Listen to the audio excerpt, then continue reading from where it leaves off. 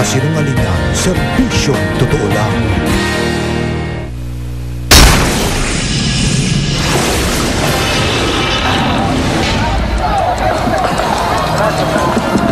Tensyon! Huling sumiklab sa nasunog na Laperal Compound sa Makati. Mga bato at bote nagliparan. Pati miyembro ng media nadamay. Ang mga latest tungkol sa royal wedding mula sa pinakamapagkakatiwalaang Philippine Broadcast Team sa London sa pangunguna nina Jessica Soho, Vicky Morales at Connie Season. Prince William at Kate Middleton nasilayan na bago ang kanilang inaabangang kasalan. Ang mga kwento ng Pinay na naging yaya ni Prince William na imbitado sa royal wedding. William is a very intelligent boy. Exclusive ang mga liham ni Pope John Paul II para sa mga Pilipino bago pa man maging Santo Papa. Isa pang exclusive, Lola na biktima ng budol-budol gang. Clutch bag na iniwan sa bahay niya, inakalang bomba. Dalawang gasolinahan sa Quezon City, ipinasara. Ang isa, kulang ang kinakargang petrolyo sa mga motorista. Dalawang babaeng minsang naugnay kay Pangulong Aquino na sina Shalani Soledad at Liz Uy nagsama sa isang photoshoot.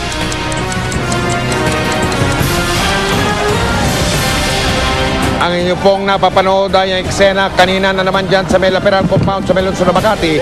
Umaatikabo at matinding kaguluhan na naman ang sumiklab. Kanina nga po yan mga kapuso. Nagliliparan, mga bato, mga bote. Meron pang hinihinalang Molotov bomb. Mga kapuso, meron pa pong putok na sumingkaw dyan kanina at hinihinalang nanggaling ang putok na yan sa sumpak. May iba-ibang klase pa ng usok na iba-ibang kulay mga kapuso.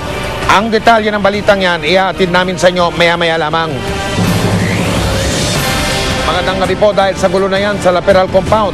Nagka-traffic hanggang sa EDSA. Nasa Guadalupe, Makati sa mga sandaling ito live si Mark Salazar. Mark, kamusta na dyan? Nako Mike, damang-dama ng mga motorista yung gulo na naganap nga dito sa Laperal Compound sa Makati kanina dahil huminto ang daloy ng trapiko sa pinaka-critical nating kalye dito sa EDSA. Sa ibabaw pa lang ng Kamuning flyover sa Quezon City, usad pagong na ang daloy ng trapiko bandang alas 2 ng hapon. Ang mga motoristang nakamonitor sa radyo, alam na ang kaguluhan sa demolisyon sa Laperal Compound ang dahilan. Sa kasagsagan ng batuhan sa pagitan ng mga residente at demolition team, 1 hanggang 1.5 lane na lamang ang nadaraanan sa EDSA southbound. Kinain kasi ng mga rumisponde ang hanggang 4 na lane, kabilang dyan ng mga bumbero, truck ng MMDA, police mobile, maging mga service vehicle ng mga media. Ang ulan ng bato at bubog ng mga lumipad na bote umabot hanggang sa EDSA. Kinailangan pang pansamantalang bakuran ng parte ng EDSA para maiwasang may sasakyang matamaan.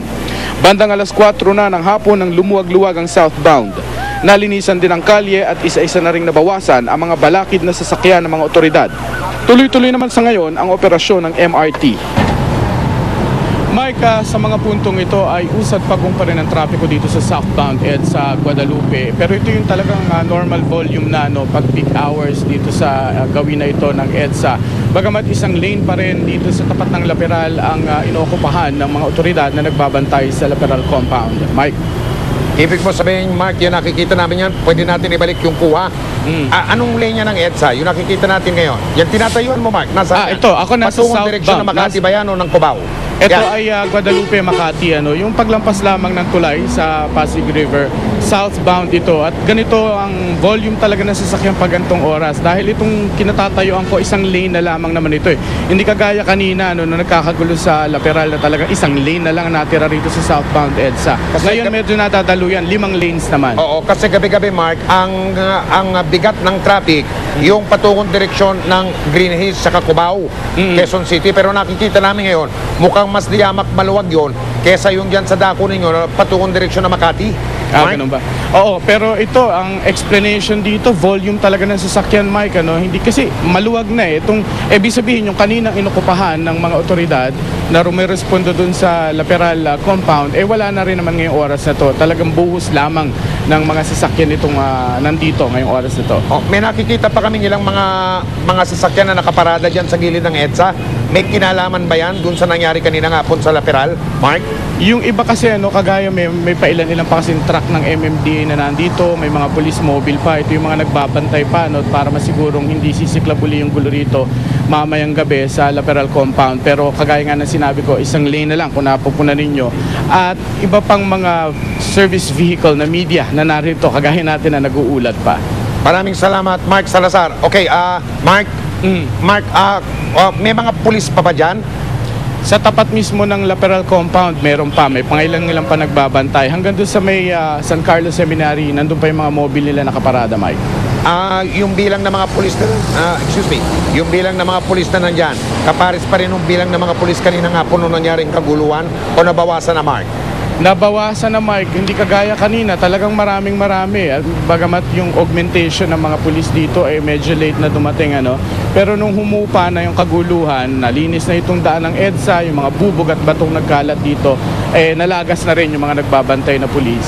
At yung mga residente naman, nandun pa rin sa loob ng Laperal compound. Ganun ba yun, Mark? Oo, meron pa rin sa loob. Ang iba daw, nasa San Carlos Seminary, pansamantalang mananatili doon for tonight, Mike. Maraming salamat, Mark Salazar. Salamat.